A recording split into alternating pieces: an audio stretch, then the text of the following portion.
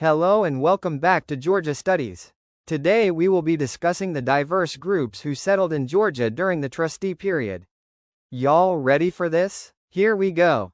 First off, the Trustee Period was the period in Georgia history where James Oglethorpe and the other trustees were given a charter to create the colony of Georgia. These men were religious men who wanted to start a colony of self-sufficient farmers who were not influenced by alcohol or slavery. The mother country of Britain wanted Georgia to be successful in growing crops so that they could send raw materials back to Britain. Unfortunately, they were not as successful in Georgia as they were in the Carolinas. However, Georgia was successful in being a buffer colony and creating a defense from the Spanish in Florida from reaching the Carolinas. One group that came to Georgia was a group of Jewish people.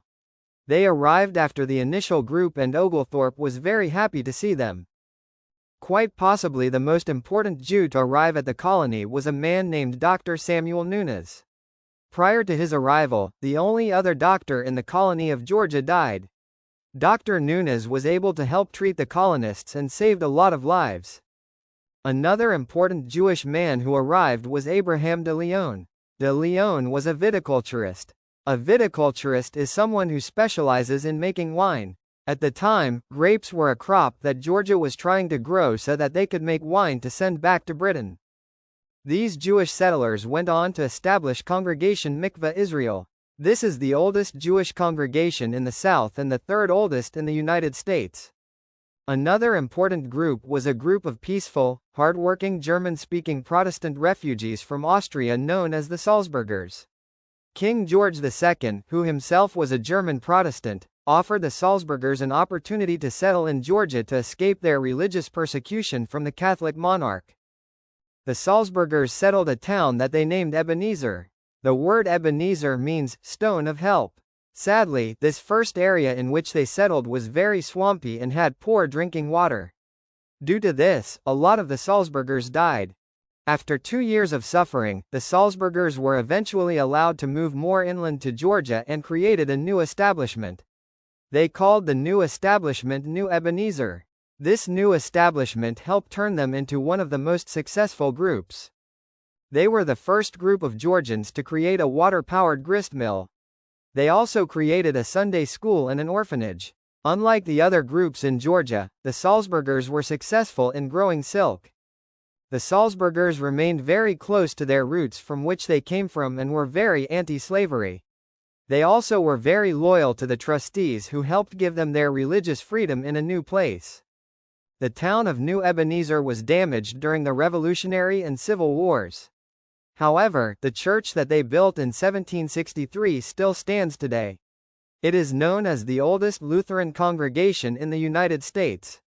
Many of the Salzburger descendants still live in the area in which they settled over 250 years ago. Another group that came to Georgia during this time period were the Highland Scots, or also known as the Scottish Highlanders. Oglethorpe specifically brought the Highland Scots to Georgia due to their reputation of being amazing soldiers. Oglethorpe wanted to use the Highland Scots to help defend Georgia from the Spanish in Florida. The Highland Scots were anti-slavery and valued hard work and their religion. They settled a town in southern Georgia called Darien. Darien is just north of present-day Brunswick, Georgia. They fought in many battles to defend Georgia. Another group who came from this time period were known as the Malcontents. The Malcontents were British settlers who grew discontent with the restrictions placed on them by the king and the trustees. The Malcontents were British settlers who paid their own way to come to the new colony. Therefore, they did not feel that the restrictions on slavery, alcohol, and land ownership should apply to them. The Malcontents petitioned the trustees and the king to allow slavery and rum. When they were constantly denied, a lot of the Malcontents moved from the Georgia colony to other colonies. Eventually, when Georgia transitioned from a trustee colony to a royal colony, slavery, alcohol, and land ownership laws were changed. This led to a lot of changes in the colony of Georgia. Teachers and students, don't forget to like the video and comment on what you want to learn next.